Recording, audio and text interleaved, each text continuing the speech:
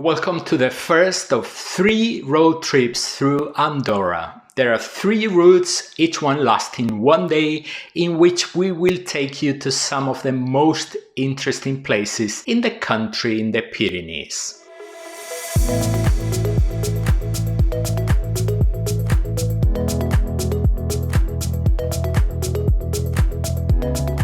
A clarification: the roads in Andorra have different ways of identifying themselves, sometimes with numbers, sometimes with names. A GPS or Google Maps, if you have internet access, and don't forget to check what we said about internet access in Andorra in our general guide of the country, will be of great help, as well as the images you will see in the video. We have another video dedicated to the main attractions of Andorra, in which we present them in detail. When an attraction visited along this route by car appears in the video, we will only mention it briefly. For more details, be sure to watch the video about the attractions. So let's jump in the car, take a look at the road trip summary and hit the road.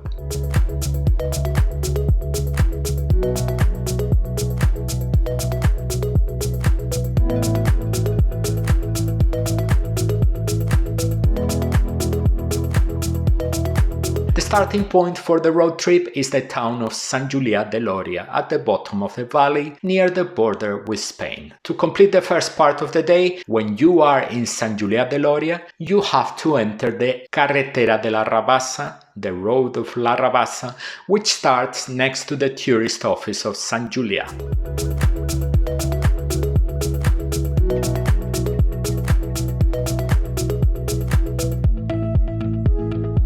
The first little more than 5 kilometers between the center of Sant Julià and the Juberri Gardens, the first visit of the day, always follow the Carretera de la Rabassa, which almost all the time goes up and up the mountain, with beautiful landscapes on your right side. The road is narrow and curvy, but in good condition. Pay attention not to miss the entrance to the Bec Street, at the end of which is the first stop of the route. You can park on the street without having to pay. The Juberri Gardens are a picturesque place. In 2005, a family living in the area decided to create one of the most amazing places in Andorra on the side of a mountain at an altitude of 1250 meters. A garden with numerous sculptures scattered throughout the green space. Admission to the gardens is free. It takes less than 5 minutes to get to the next point where you will park your car. Exit the street where the Juberri Gardens are located and turn right. Drive until you reach a small informal parking lot on the right side of the road and park there. We will walk to visit one of the 7 tamarros that live in Andorra. They are legendary beings and you will find out all about them in the Andorra attractions video. Go up the dirt road next to the metal gate. You'll come to a meadow and on the other side of the meadow you'll find the tamarro, a must-see for those traveling with children. Be sure to stamp your tamarro brochure with a tamarro stamp. Exit the parking lot, turn right and continue a short distance until you reach Naturland on the left. Naturland is an amusement park in the middle of nature and mountains. There are numerous attractions for all ages which change according to the season. You have to pay to use the attractions in Naturland and the prices are not cheap. Therefore, the aim of today's visit is for you to get to know the park quickly. You can stroll around the open areas and you don't have to pay for that. Enjoy the views, and if you feel the park is a place where you would like to spend more time, plan to come back at a later date when you can dedicate a whole day so that you can get a return on your investment in the entrance ticket.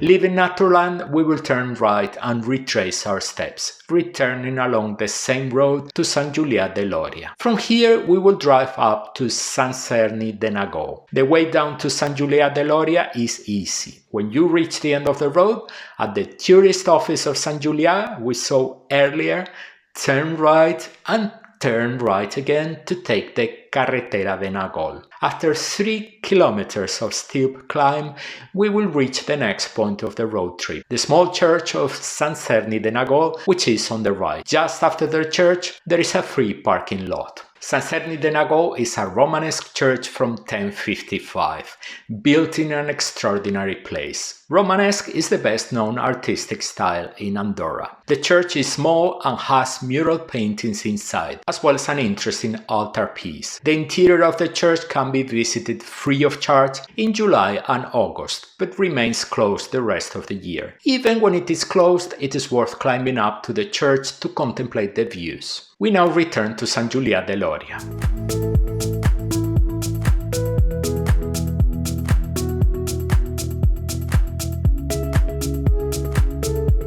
When you reach Sant Julià, turn right to take the CG1 road towards Andorra la Vella. Less than 3 kilometers away is the La Margineda bridge. You will see it on the right as you enter a traffic circle.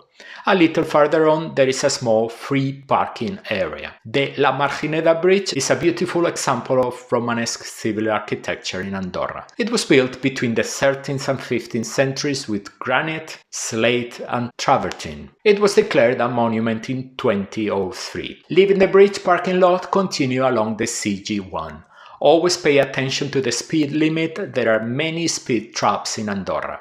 At the next traffic circle, turn left and continue to the end of the road. At the traffic lights, turn left and continue straight on until you reach the parking lot of the Don Pernil restaurant where we are going to eat. The choice of the restaurant is doubly strategic. On the one hand, it is next to the following points of interest of the road trip. On the other hand, it has a parking lot for its customers, so there is no need to pay for parking. But if you don't want to eat in the restaurant, there is a paid parking lot right next to it. Depending on the time you arrive at the restaurant, you can make the following 2 visits before eating or after. In the restaurant we had a menú del día, a set menu for 15 euros, which included a first course, a second course, dessert and drink. For starters, we ordered a quinoa salad and ham croquettes. For the main course we had a sea bass and pork cheeks, which were sensational. For dessert, flan and crema catalana, similar to creme brulee. For the price of food in Andorra, we felt that the menu of the day was very well served and it was delicious as well. After lunch, the first visit was to Espai Columba. Espai Columba is a modern museum built to house the original mural paintings of the Church of Santa Coloma nearby, in a special space that recreates the interior of the temple. In addition to the paintings, there is an audiovisual and some original works of art. A few meters from the museum is the Church of Santa Coloma, one of the great Romanesque temples of Andorra. Inside you can see a video mapping projected on the walls of the church, which reproduces the paintings that decorated the church and are now in the Espai Columba. And we reached the last stretch of the day, leaving the Espai Columba and arriving at the Engolasters Lake. It could be reached quickly by driving along the long avenue that runs along the bottom of the valley, but this is a tourist road trip and we like mountain roads with curves and views. So you will take the CG1 again, and when you reach the traffic circle shown on the screen, you will turn right towards La Comella. You will take the CS101 road, which goes up and up the mountainside just above Andorra la Vella, the capital of the country. And after the climb comes the descent. As the road comes to an end, turn right to continue up towards Engolasters Lake on the CS200. On a long straight road, the silhouette of the small church of Sant Miquel d'Engolasters will appear on your right. The only place to park, rather precarious, is just after the church. Sant Miquel d'Engolasters is a 12th century church with a huge square tower. When it is open, you can admire inside a reproduction of the medieval wall paintings now on display at a museum in Barcelona. Now you just have to continue along the same road to the end of the route. You will have to leave your car in one of the parking lots next to the Engolasters Lake. The Engolasters Lake is a very popular nature destination for the locals. It is located at 1616 meters above sea level and is an artificial lake. The lake collects water from the mountains and is surrounded by a pine forest. It is possible to walk around the lake, a very pleasant activity weather permitting. And here ends our first road trip in Andorra. To return to the bottom of the valley, just retrace your steps and follow the road until you reach Les Escaldes and continue towards your accommodation. As always, if you have any questions about the road trip, take advantage of the commentary box to ask. On the screen you will see a list of all the videos published on the channel about Andorra. Lots of information to help you prepare a perfect visit to the country in the Pyrenees. We look forward to seeing you in those videos.